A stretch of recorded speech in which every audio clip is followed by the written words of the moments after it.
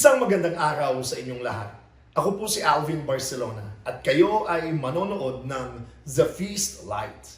Ang The Feast ay isang pagtitipon ng Light of Jesus Family na pinasimulan ni Brother Bo Sanchez. Ito ay nagaganap sa lahat ng sulok ng bansa at sa buong mundo kung saan may pagtitipon sa pangalan ni Jesus at nakakaranas ng pag-ibig, ng pag-asa at pagpapalalim ng pananampalataya na maaari nyo rin maranasan at gawin pagkatapos nyo manood sa pagbabahaginan o sharing ninyong magkakasama gamit ang mga reflection guides na ibibigay pagkatapos ng talk na inyong mapapanood.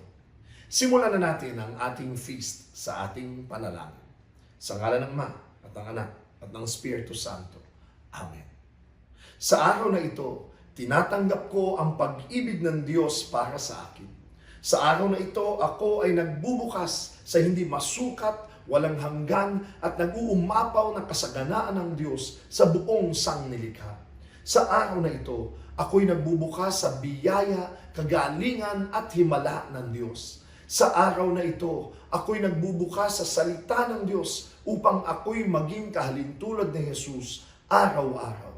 Sa araw na ito, aking itinatanghal na ako ay mahal ng Diyos. Ako ay lingkod ng Diyos. Ako ay makapangyarihang kampiyon ng Diyos. At dahil ako ay pinagpapala ko ang mundo sa ngalan ni Jesus. Amen. Sa ngalan ng Ama at ng Anak at ng Espiritu Santo. Amen. Again, we continue our powerful, enlightening series on the books of Joshua, Judges, and Samuel.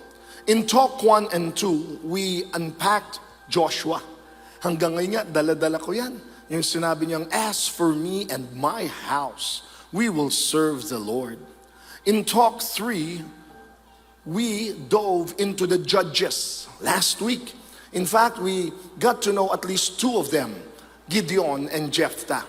And we discovered that Judges, sila po yung nire-raise ni Lord kapag yung bayang Israel ay nalulupig, natatalo ng mga kalaban, daming kalaban ng bayan ng Israel Kaya lagi silang nakikipagdigma. Pero natatalo sila dahil na din sa katigasan ng kanilang ulo o pagsuway sa Panginoon.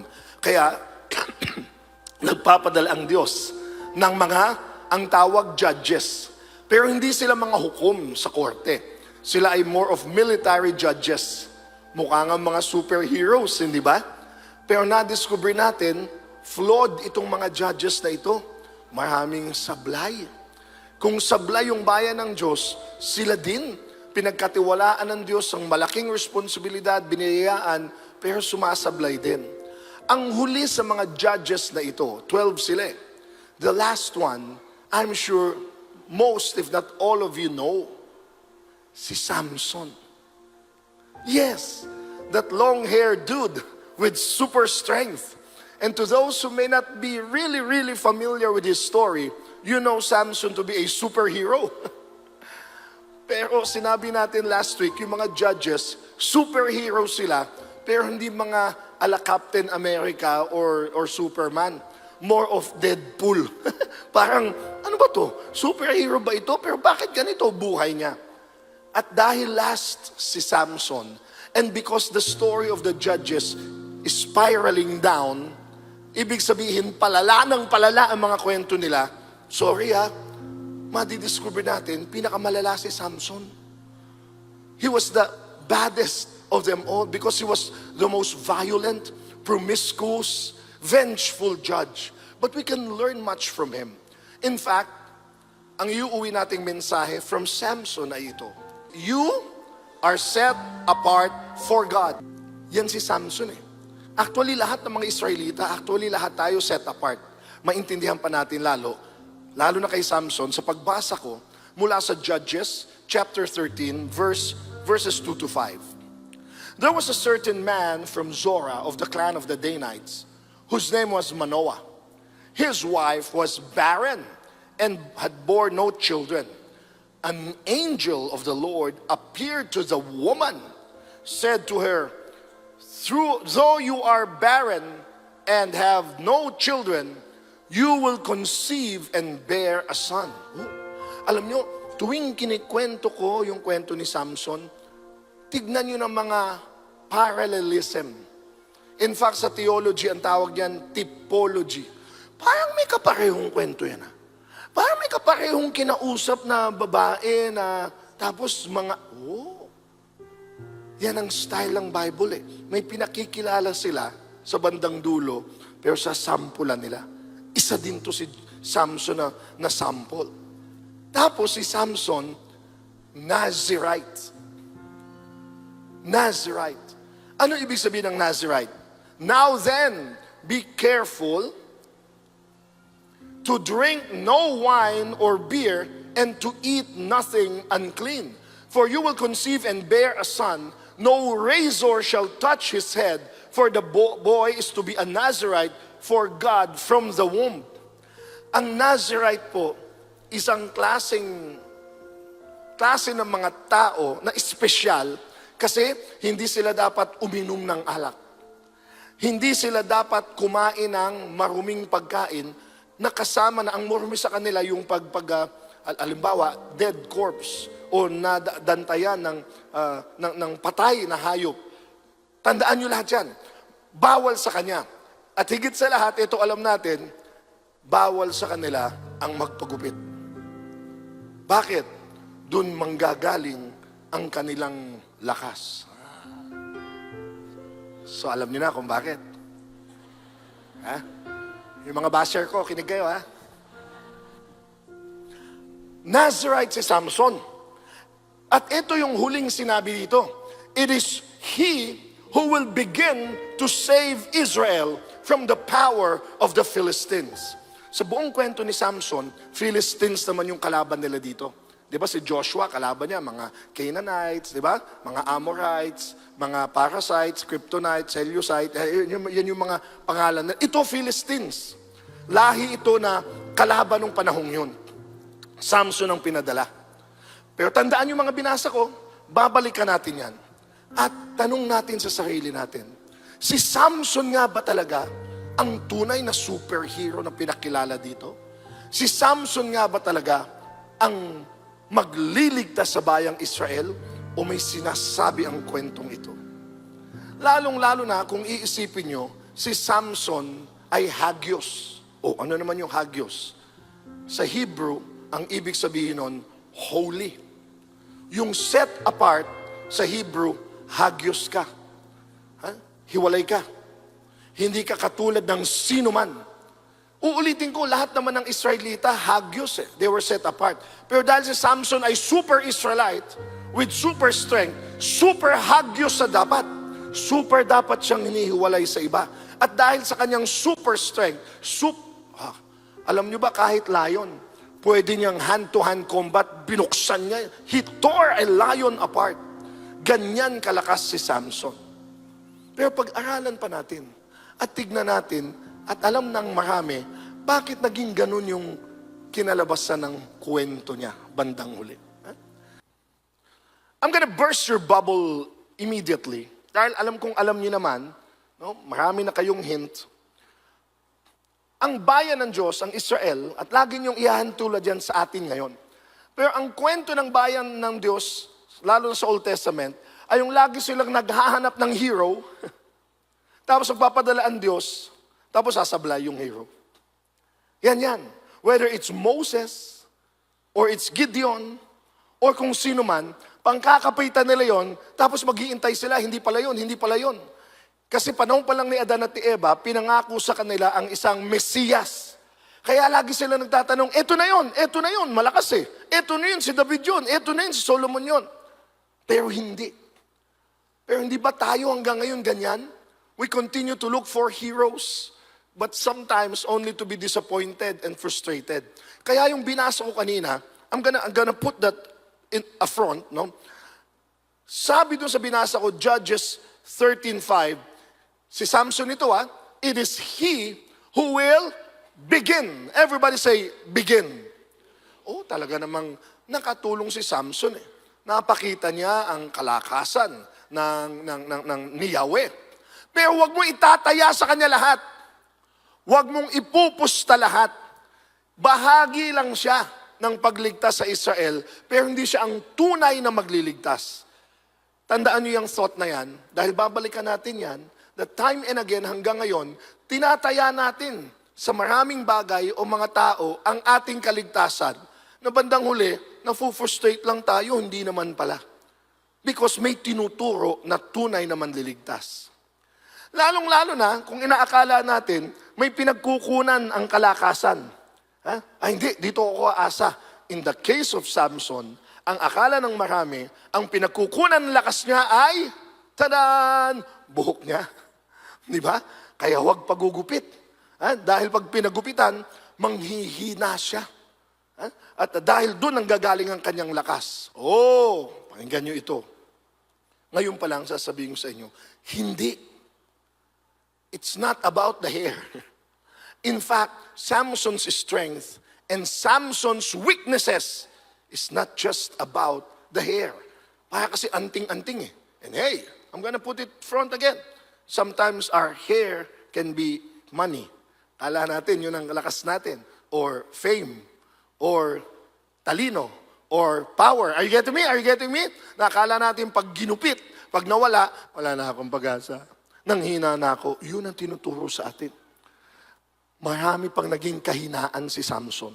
Bigyan ko kayo ng 3. There are 3 weaknesses of the supposed, one of the strongest man, or if not the strongest man, the Bible has shown us.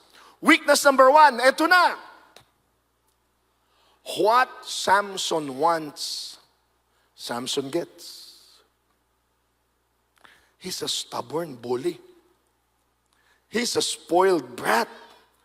And beware, this is the motto of every bully. Pag gusto ko, dapat makuha ko. Judges 13:24. This is unfortunate. Kasi blines na siya ni Lord eh. Sabi dito, the woman bore a son and named him Samson. Pinangako kay Manoah. Talagang nagdalang tao siya kahit siya ay barren o baog, pero miracle birth. Tapos blines ni Lord si Samson. Pero lumaki siya na blessed siya. Pero tulad ng maraming mga kwentong sablay, hindi siya kontento. Gusto niya may iba pa. Hindi siya kontento sa blessing ni Lord. Sounds familiar? Kaya paulit-ulit tayo sa ating Bible study for many years now.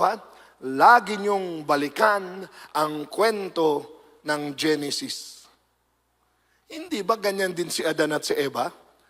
Nasa kanila na lahat eh. Paraiso nga ang tawag sa Garden of Eden eh. Binigay na sa kanila lahat. Isa lang ang sinabing huwag yan.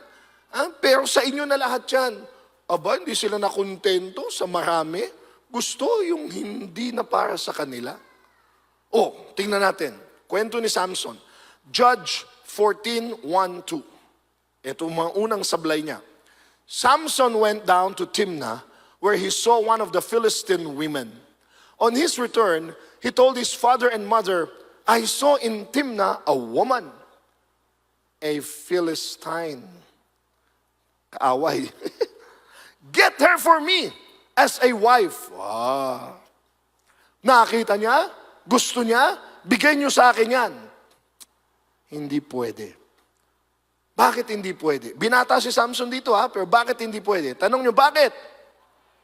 The Torah. Wala pa silang Bible nun, but they already had the Torah. The first 5 books of the Bible. Genesis, Exodus, Leviticus, Deuteronomy, and Numbers. Bawal sa kanila ang mag-asawa ng hindi Israelita. Bawal sa kanila ang mag-asawa ng foreigner. Masyado namang discriminating yan. Malalaman nyo kung bakit. Pero eto muna tayo, balikan natin. Kahit yung nanay at tatay niya, sinabi sa kanya, wag, Samson, hindi pwede yun. His father and mother said to him, is there no woman among your kinsfolk or among your people that you must go and take a woman from the uncircumcised Philistines? But Samson answered his father, get her for me. She is the one I want. Stubborn talaga. Ni walang paliwanag si Samson. Basta gusto ko siya. Sabi ng mga magulang niya, mga tapat sila sa utos ni Yahweh. Hindi pwede yan. Sabi ni Samson, wala akong pakialam. Basta kunin niyo siya sa akin. Para sa akin. O ngayon, balikan natin, bakit bawal sa Torah ang mag-asawa sila na hindi Israelita, ng foreigner? O, pakinggan nyo. May practical ding aral sa atin yan. The Torah knew the power and influence of a wife. Sariwa pa sa kanilang mga kwento. Ito. Tadaan! Ano sabi nila? Ano daw ang unang kasalanan ng tao? Ano daw ang unang kasalanan ni Adan? Tanong sa akin, ano? Oh, kumain ng mansanas? Hindi nga mansanas yun eh. Ano? Sumuway sa Diyos? Tanong nyo, anong unang kasalanan ng tao? Tanong nyo, ano? Nakinig sa asawa. Yan nga yung kwento, hindi ba? Oh, biglang tingin ka sa asawa mo, sabi sa'yo ha. Oh, sabi. Biro lang ito pero may totoo. Malalaman nyo kung ba, yan ang hugot ng mga Israelita.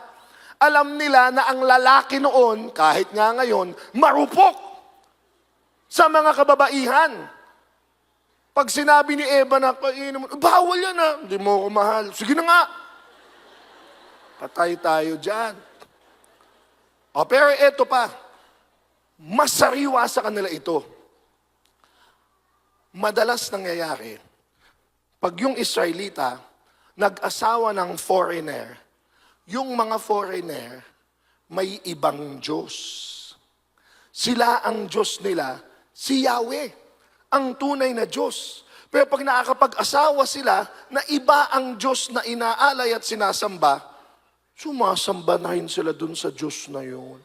Yun ang ayaw ni Yahweh. Sa Joshua pa lang pinag-usapan natin yan eh. Sample yan si Solomon. Si Solomon, pinakamatalinong tao sa Biblia. Siya na, yan, daming kwento, pinakamayaman, pinakamatalino, grabe. Pero alam niyo saan siya bumagsak? Sa mga asawa. Mga. Alam niyo ilan asawa ni Solomon? Tanong niyo ilan?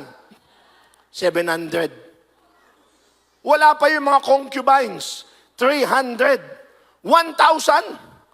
365 lang yung araw, tapos yung 1,000 ang babae. Biro mo, gabi.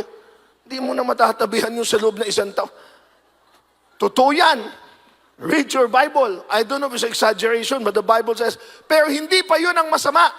Si Solomon hari yan anak ni David yan Hindi pa yun ang mas malala. Tanong nyo, ano? Kung sino ang Diyos ng kanyang mga asawa, naging Diyos din niya. Yan na naging downfall ni Solomon. Ang daming, basahin ko. 1 Kings, kwento ni Solomon, ha?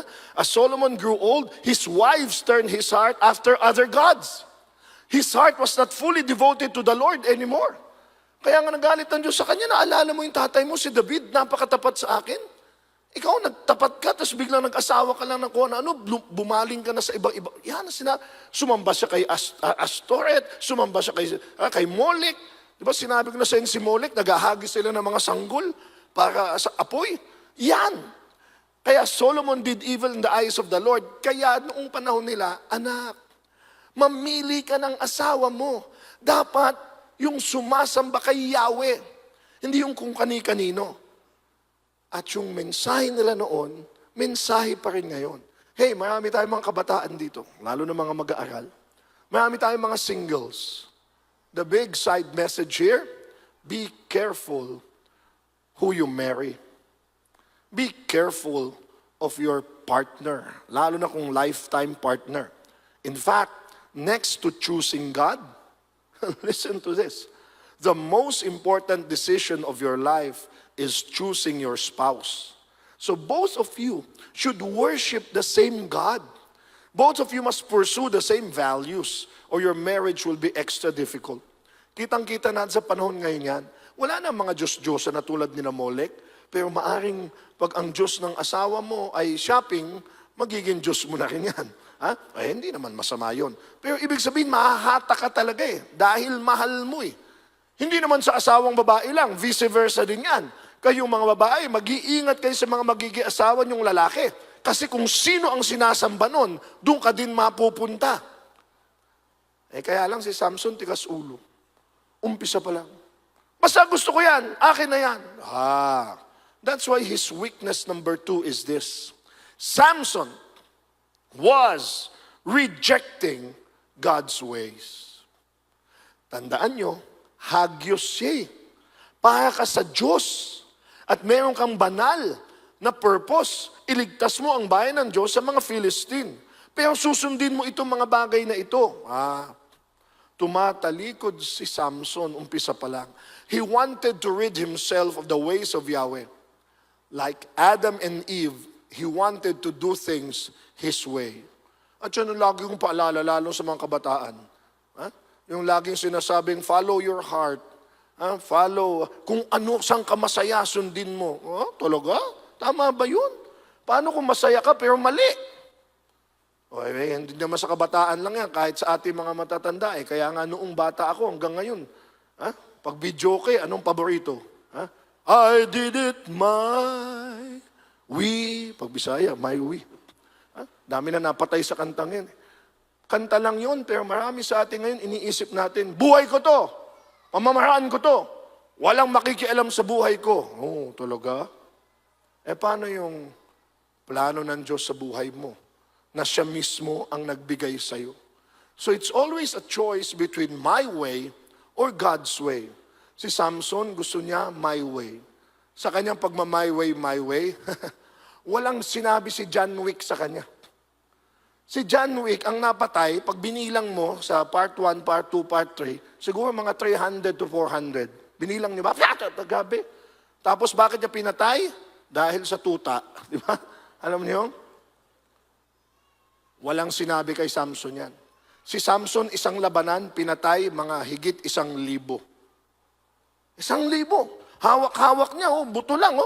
Pinagpapatay niya lahat. Sinunog pa niya yung isang barangay. Para saan? Dahil sa bugtong. Grabe, mahabang kwento. May binigyan siyang bugtong. Pag may nakahula, alam niya walang makakahula. Yung asawa niya, hindi pa to si Delilah. Yung unang asawa niya, napapahiya yung mga kababayan niya. Sabi mo sa amin ang sagot, binigay ng asawa. Kaya nung nasagot, na-insulto si Samson, tapos yung asawa pa niya, binigay pa doon sa best man niya. Grabe, kwento nito. Walang sinabi mga K-drama dito. Pero sa galit ni Samson, inubos niya, pinatay niya 1,000. Ganyan ka-vicious, ganyan ka-vengeful si Samson. At alam niyo saan ang galing yung bugtong niya? Pinahula niya yun katuwaan lang bugtong. Nung may kinain siyang honey. Honey. At hulaan niyo saan galing yung honey. Tanong niyo saan? Doon sa layon na pinatay niya. Pinatay niya yung layon, di ba, sa kwento natin? Tapos nung naaagnas na yung layon, nagkaroon ng mga bees, nagkaroon ng honey. Kinain niya yun. Wow! Ano na nga isang bawal sa Nazirite? Sumusuway talaga ng sumusuway Bawal alak, bawal pagupit, bawal kain na galing sa patay. Inisip ko nga yun bawal ang kumain galing sa patay. So lahat ba ng kinain niya buhay? Hindi, di ba? Pero ibig sabihin yung matagal na siya mamatay. In fact, nung kinain niya yung bawal na yon, inalok pa niya sa mga magulang niya. Wayward talaga talagang pasaway. Ito ngayon ang troublesome verse. Kung babasahin yung kwento ni Samson, may mga verses na nagsasabing, ang Diyos daw ang may gusto nun. Plano daw ng Diyos yun para mapatay niya yung mga Philistines. Ngayon, makinig po kayo. Ang Old Testament, malalim-lalim ito is a very, very sensitive and tricky book. Do not take everything literally. Meron nga ang batas dun ilubog mo ang bata sa kumukulong langis. Huwag mong kukuning literal yun. Kasi, sa Judge 14:4, now his father and mother did not know that this has been brought about by the Lord. Kasi kung babasahin mo, ang Diyos daw ang may gusto na pumatay siya ng libo-libo. Ang Diyos daw ang may gusto na mag-asawa siya nito, may-asawa siya nito. Kaya titignan natin ang Bible, kayo nagbabasa ng Biblia, huwag niyo kukunin ng isang verse lang tapos yun na. Wag. Ititignan niyo yan, talaga ang Diyos gustong pumatay? Inutusan ng Diyos si Samson na mag-massacre? Ganun ba ang Diyos? Sa marami ang isip, ganun ang Diyos. Kampi-kampi. Kampi ang Diyos dito, ubusin natin yan. Kampi ang Diyos dito, ubusin natin. No. Why? Because you cannot read Judges alone. You have to take the Bible as an entire biblical story. Kasi sa Genesis pa lang kay Moses, kaya lagi tayong babalik sa Genesis sa ating Bible study. Continuing Bible study, sabi ng Diyos I will bless those who bless you and curse those who curse you. Kausap niya dito si Abraham, kung saan galing lahat. Si Abraham ang ama ng bayan ng Diyos At anong sabi niya? All the families of the earth will find blessing in you. Sabi niyo, blessing. All families on earth. Kasama pati kaaway. Gets nyo? Ibe-bless nyo. Hindi mo uubusin at patayan. Hindi. Kaya pag pinakita sa atin ito, hindi nito sinasabing okay ang Diyos sa patayan, may sinasabing iba. Actually, ang sinasabi nito ng Diyos kay Samson, being set apart, you must image me.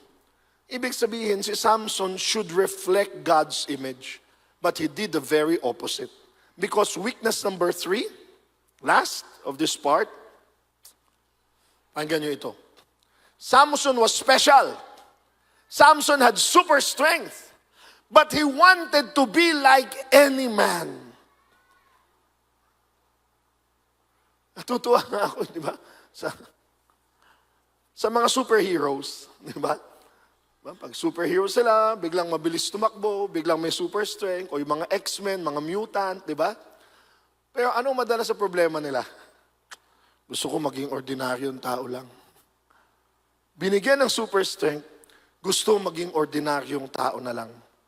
Pero yung mga ordinaryong tao, ano dream nila? Sana magka-super strength ako. At hindi ka kailangan pumunta sa comics o sa mga superheroes. Minsan ganyan din tayo. O madalas. Ilan ng taong, halos lahat ng tao, gusto ko yumaman. Gusto kong tumalino. Gusto kong magkabahay. Gusto kong magkakotse. Walang masama. Pero ang dami ko nang nadinig na yumaman, lumaki negosyo, binayaan na ng marami. Ano nang dasal nila? Lord, sana simple na lang ako. Daming problema pala nito. Ano talaga gusto natin? Si Samson, biniyayaan, extra strength, extra blessing, biglang gusto niya, ayoko to. Gusto ko yung sa inuman lang sila, tawanan sa ganon. Kaya special si Samson, set apart, pero nagbuhay na ordinaryo.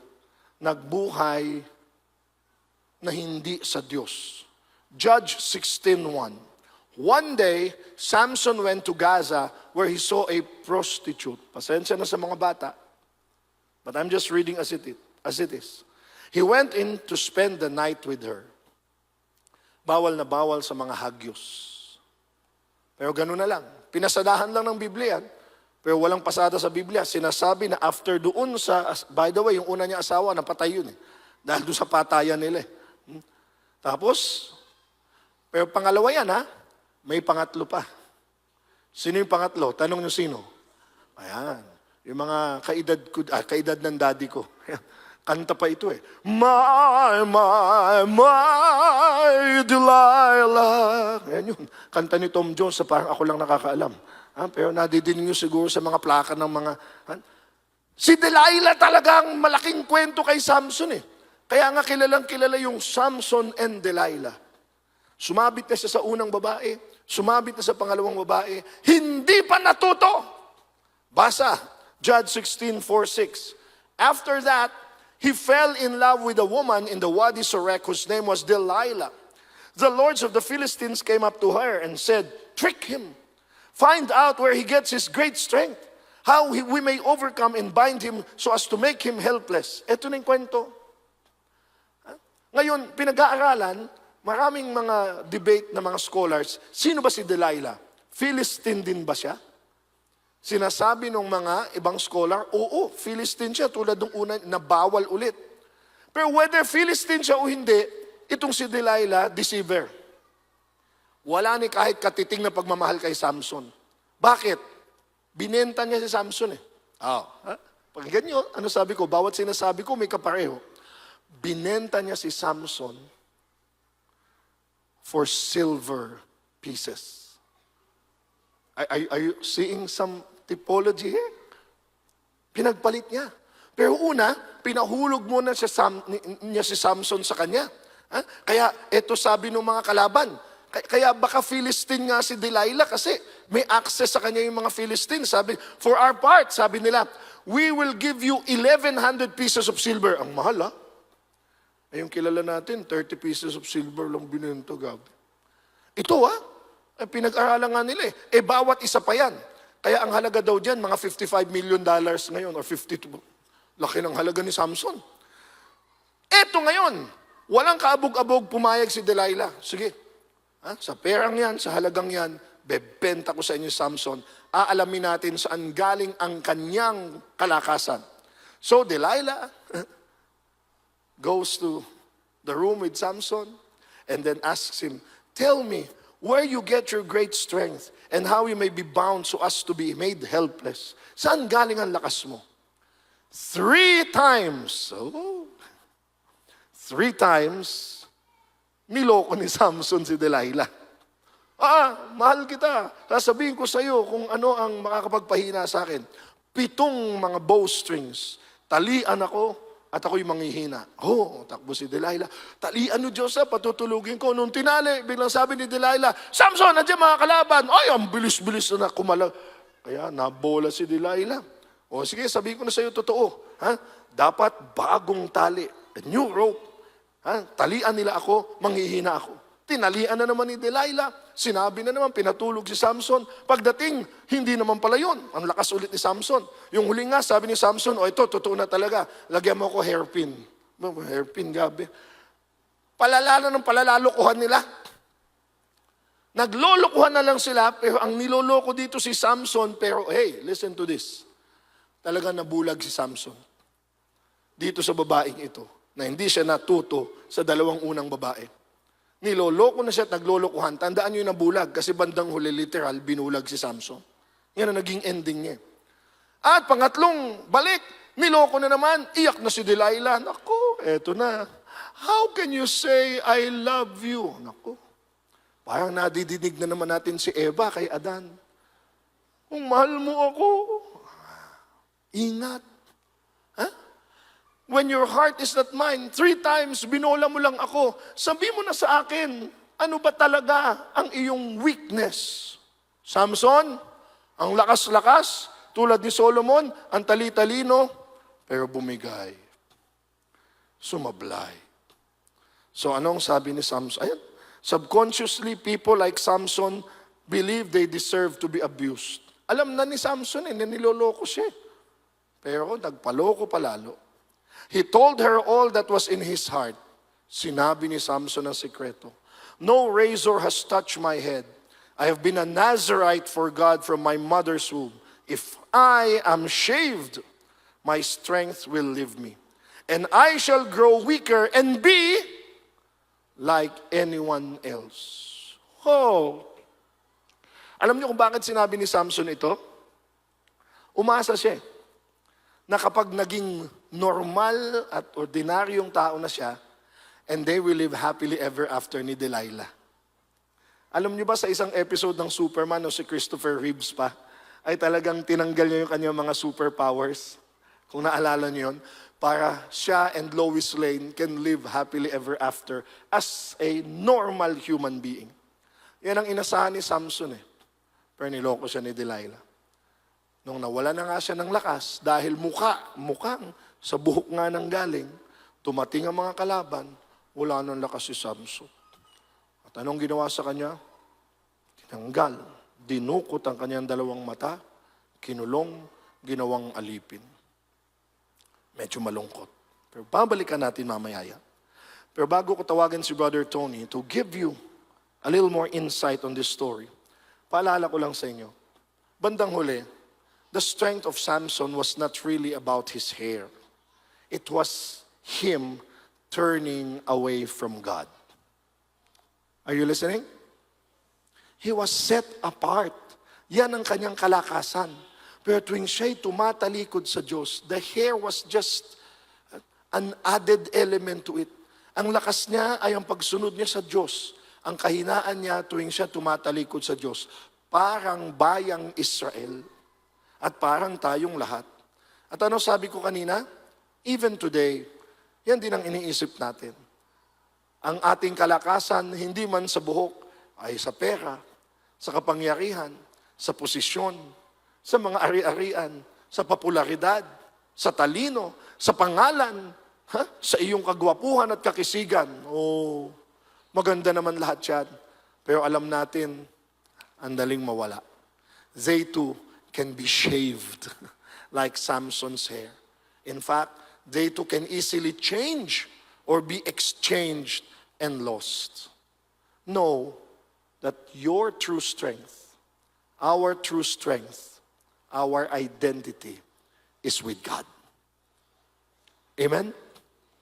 Brother Tony Valenzuela.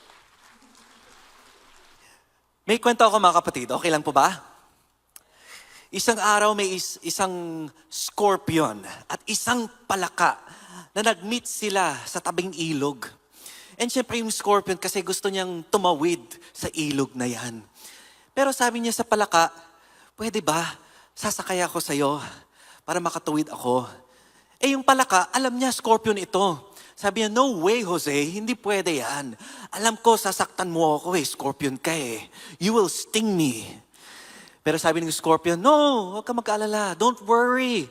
Promise, cross my heart and hope to die. I will not sting you. Kasi kung na-sting kita, edi parehas tayo lulunod sa tubig. Naisip naman ng palaka, oo naman, tama. O sige, magtitiwala ako dito sa scorpion na to. Edi sumakay yung scorpion sa likod ng palaka. Ayan, nag-swimming na sila. Okay. Nasa gitna na sila ng ilog. At biglang, tsak! Grabe yung scorpion, yung ganun, bilis. Na-paralyze na yung palaka. Habang nanulunod sila, pareha sabi yung palaka, bakit mo ginawa yun? Di ba pangako mo? Di mo ako sasaktan? Sabi ng scorpion, nature ko yan Wala na, patay sila parehas. No? Itong fable na to, itong kwento na to, galing sa isang 1933 novel na sulat ng isang Russian novelist, si Lev Nitoberg. And itong lesson na to kasi, dear friends, makita natin to sa buhay ni Samson. And si Samson kasi, alam natin he's been set apart by God. Isa siya sa mga judges. Pero kahit alam niya, itong kasama niya si Delilah, yung girlfriend niya, yung partner niya, na may talagang masamang ugali or may toxic na ugali. May mga ganun kayo sa buhay niyo? Mga toxic? Yes or yes? Yes! Lahat tayo meron yan. Pero kahit alam ni Samson na toxic itong si Delilah, bakit nagsistay pa rin siya kay Delilah? Dear friends, the lesson here is this. Stop dealing with scorpions. May mga scorpions ba kayo sa buhay nyo? O kayo ba ay scorpion sa buhay ng iba? Nako, pakiiwas lang po ha. Dear friends, here at the feast, we always teach to stop dealing with your scorpions. Keep healthy boundaries. Kung toxic na, iwasan na. Keep healthy boundaries. You need to protect yourself. Stay away from your scorpions. Pwede mo silang mahalin from a distance. Tama po? That's why may kantang, From a Distance. Alam niyo po yon? Yung mga bata, hindi nila alam. No? Pero you can love them from a distance. Dear friends, in life, pag nasasaktan tayo o sinaktan tayo mga toxic people in our lives, masakit. Tama po? Pero tinitiis pa rin natin. Bakit? Dapat iniwanan mo siya pero ayaw mo pa rin. No? Nandyan ka pa rin sa tabi niya. Kahit alam mo na ma-manipulate ka na niya. Kahit alam mo na narcissistic na siya. Self-centered, abusive. Pero why? Why, oh why? Dear friends, do you want to forgive that person? Parang hindi lahat sumasagot ha. Do you want to forgive that person? Yes. But that forgiveness is freely given. And you can forgive that person. Alam niyo, forgiveness is not for the other person, but it's for you. Para sa'yo yan. Forgiveness can be given. Tama? Yes, it is possible, but trust is earned. Okay? Kailangan yung tao na yun has to earn your trust. You can forgive that person in your mind, in your heart, pero you can forgive right away. But you don't necessarily trust right away. Ang mali kasi ng iba, and mali din natin minsan, is yes, nandyan na siya, toxic, we forgive, pero trust pa rin tayo ng trust. Bakit? Kasi in a way, ganun din nangyari sa family natin. May origin po yan eh. The question is, now, eto kay Samson at Delilah, why did Samson tell Delilah the secret of his strength? Alam niya, toxic na to si Delilah eh. Ilang beses siya tinatanong, oh, what's the source of your strength? Pero palaging nagsisinungaling si Samson, di ba? Hindi niya sinasabi yung totoo. Pero syempre, bakit niya sinabi niya? Siguro nainis siya, no? Napilitan na. Pero there's one thing that we believe. Why he told Delilah yung secret niya? Is because deep inside him, at that point, hindi lang siya nagsasawa na or napilitan. Samson really wanted to be like other men. Anong ibig sabihin nito, Brother Tony? Kasi when you're set apart by God, aminin natin, kakaibang buhay. Tama po? Madali ba sundan yung mga utos at will ni Lord para sa'yo? Madali ba? Madali po ba? Is it easy to follow the Lord? Yes or no? No, sa totoo lang hindi. Napakahirap. Especially with what the world is telling us to do, wants us to do, showing us to do. Ang hirap mag-counterculture. Pero itong si Samson, alam niya that he's set apart by God sa simula pa lang from the very beginning of his birth. Siya ay talagang isang tabi ni Lord para sa life and purpose ng Israelita. And yet here he is telling his secret to Delilah na isang hindi Israelita ha, si Delilah by the way, no? Isang I think a Philistine siya. And here he is telling his secret because he wants to be like other people. Gusto niya maging normal. Dear friends, brothers and sisters, hindi normal yung pagiging Kristiyano. To the eyes of this world, hindi normal ang sumunod kay Kristo. In fact, it's abnormal. Do you feel abnormal? When you do the right thing, pag alam nyo, ito ang will ni Lord, pero yung ibang sinasabi, ibang ginagawa. Dear friends, I want to tell you another story. Okay lang po ba? Nung lumalaki ako sa high school, not too long ago, pinipili ko yung sarili ko maging kagaya ng ibang kabarkada ko. Yan. Yung talagang crushable, may ginagawang mga bagay na hindi dapat ginagawa, di ba? Umiinom, di ba? Ng alcohol, di ba? Nanonood ng porn, mga ganon, mga gawain na ganon. Di ba? Nangyayari yan sa atin and I admit I fell into those sins. Why? Because ginagawa ng iba. Kinukwento nila behind the school, behind the classes, di ba? Outside of school. Alam natin yan. Nangyayari po yan. And we want to fit in dahil because we want to relate, we want to connect. Di ba? Yan ang ginagawa ng mundo. Hindi ka namamalinis ng kamay ha. I did it. But every time I would fall into the sin, particularly yun, masturbation, sexual sin, diba, kung ano-ano pa yun, I would feel guilty. Pero bakit, tinatanong ko sa sarili ko, bakit sila parang normal lang? Tinatawanan pa nila, kinukwentuhan pa. Parang ano siya, no? It's a pastime na okay lang gawin. And all the more I felt, Lord, tama ba to? Lord, I'm so sorry, pero Lord, I want to confess my sin to you. I want to be my best. That's why kahit nag-altar server ako, nagsuserve ako sa youth ministry, talagang I'm doing my best to be the best for the Lord. And yet here I am living an abnormal life because I'm following the Lord. Dear friends, ganun nga ang struggle natin, abnormal. Hindi siya madali, hindi siya mabilis. And that's because that's a different kingdom of what God and Jesus is telling us to do. That's why itong kwento ni Samson, it's an insane story. Pakiulit, insane story. It's an insane story because may cautionary message dito sa kwento ni Samson. The beauty of this book of Judges, dear friends, is that it pulls away the happy and attractive mask of sin. Aminin natin, mas madali at mas mabilis gumawa ng kasalanan. Tama po? Tama po. Kaysa gumawa ng mabuti. Kaysa gumawa ng tama. And Judges is telling us, itong kwento ni Samson, kwento din natin. Because the book of Judges tells us that the ugly reality of sin is what happened to Samson. At alam natin yung nangyari kay Samson. Because he wanted to be normal, kagaya ng mga iba, yung mga ibang tribes at ibang pagan nung panahon niya. Sin will imprison us. It will bound us in chains and blind us and bring us to total darkness. Aminin natin, yes, sin is pleasurable. Tama? Mabilis at madaling gawin, pero it's short-lived. That's why na-addict tayo sa mga masamang bagay because hinahanap-hanap natin yung short and temporary lived pleasure na yan, na alam natin, okay, nagawa natin to, yes, ang sarap. Pero yung pala, na hook na tayo because may hangganan po yan. So hinahanap-hanap pa rin natin. When in fact, we're looking for real love. Tama po. Kasi kung saan-saan natin hinahanap yung pag-ibig and yung self-worth and identity natin eh. So itong si Samson, bakit hindi niya binabase yung identity niya bilang anak ng Diyos? So the story of Samson is also the story of Israel, and that's also our story. Kwento din natin ito. Nakita natin, no? The Israelites, di ba? Sila ay chosen people of God. Tama? The Israelites, after being set apart for God, they still rejected their calling and followed the ways of other nations.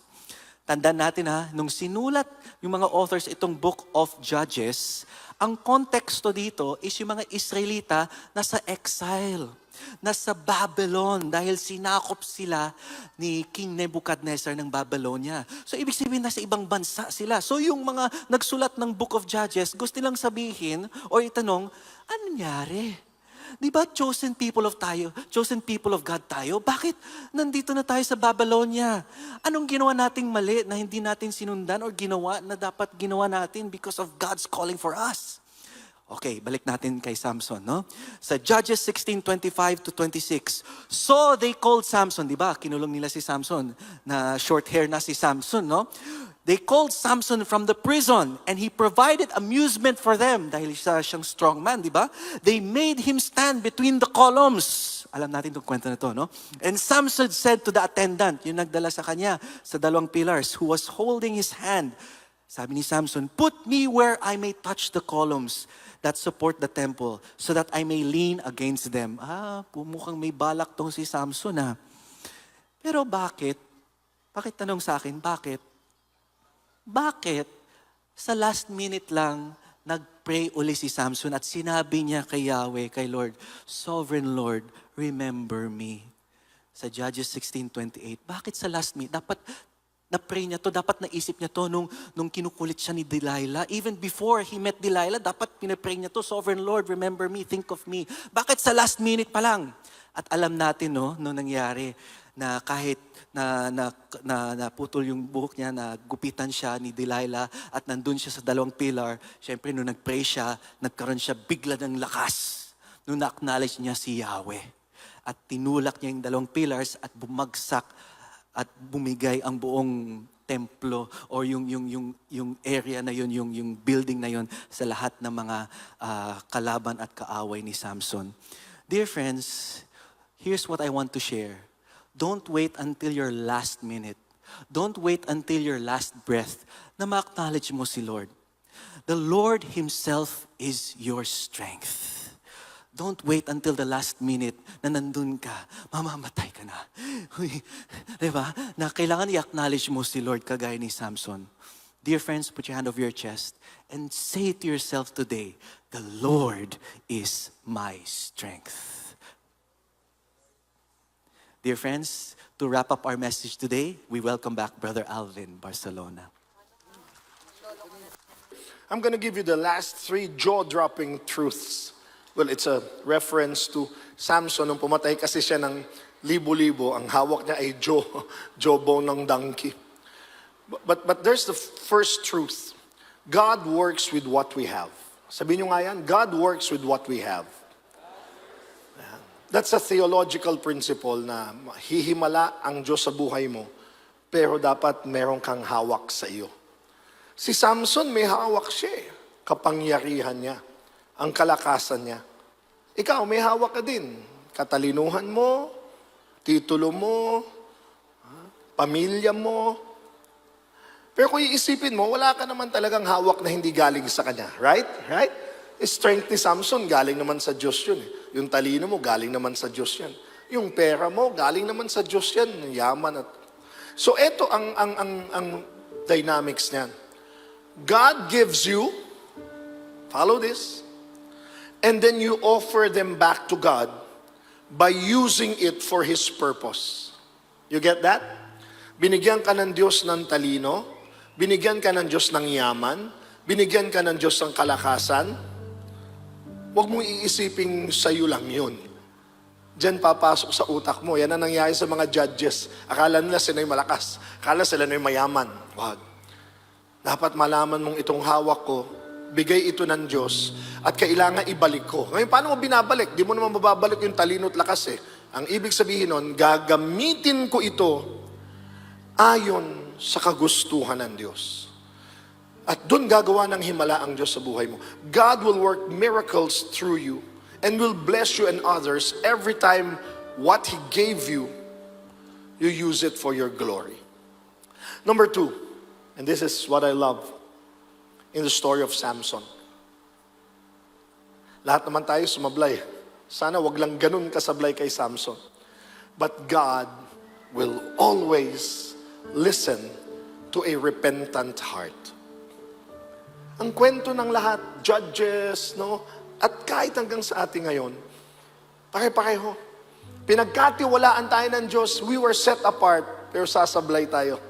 Again, sino ba sa atin dito hindi sumablay?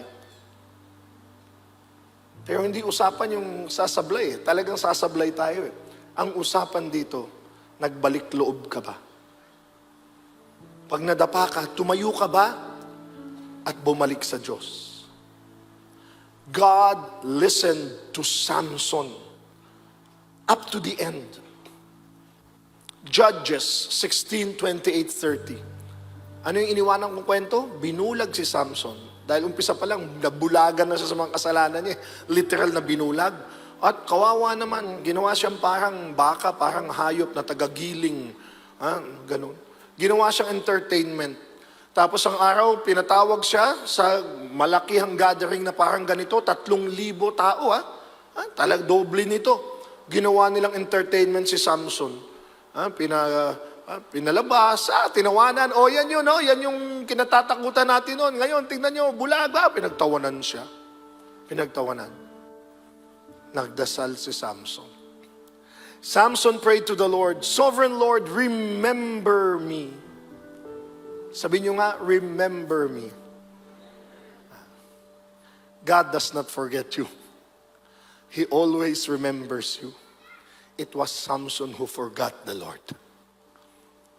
And every time we pray to the Lord, it's not to remind God about us. It's for us to be reminded that God is there. Are you listening? Di siya kinalimutan ng Diyos eh. Siya nakalimot. Pero nung nakaalala siya, please God, strengthen me with just one more, with one blow, and get revenge on these Philistines for my 2 eyes. Makaawa na to yung Samson, personalan na eh. Then Samson reached toward the 2 central pillars.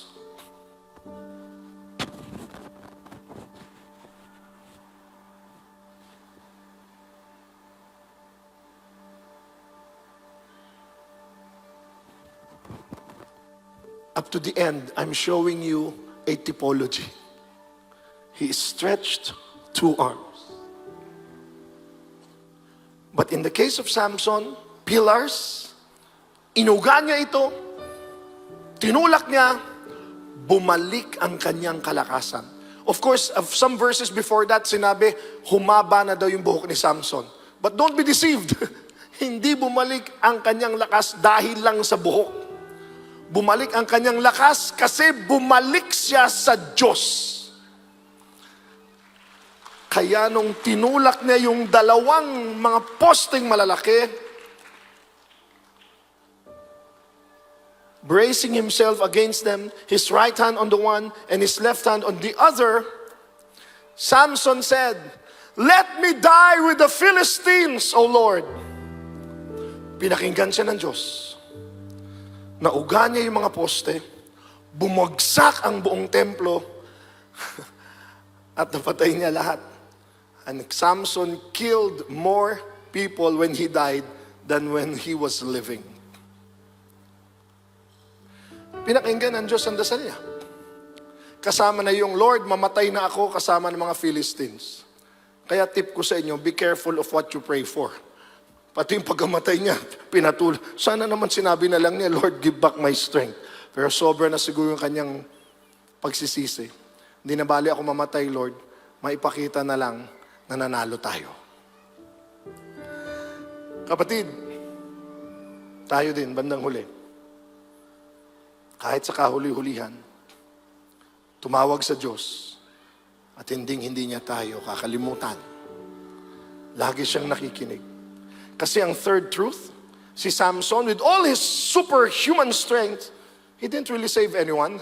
He killed thousands. Who did he save? Israel? Oh, they went back to worshiping other gods.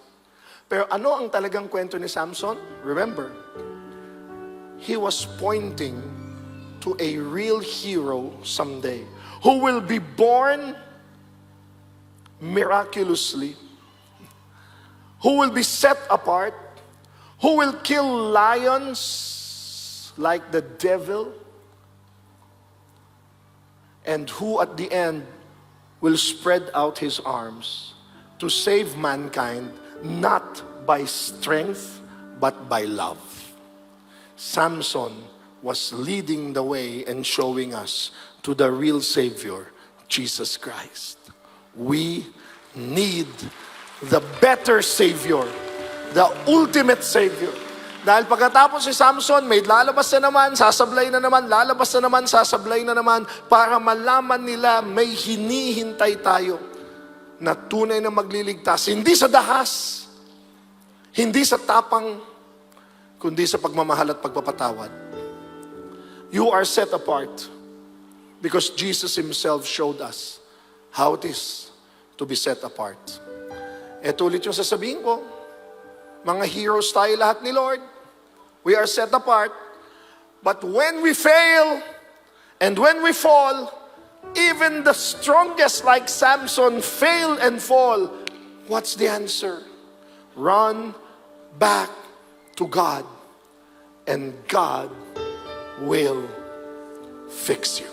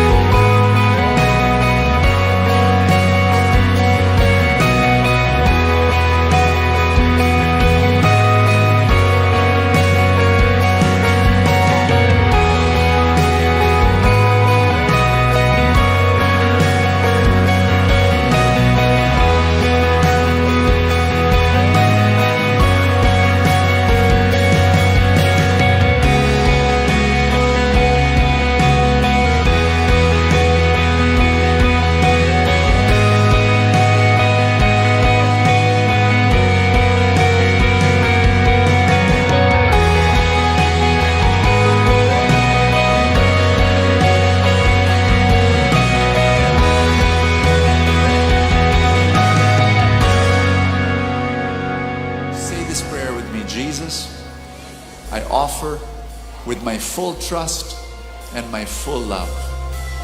And I believe you will bless me more so I can give more. In Jesus' name, amen.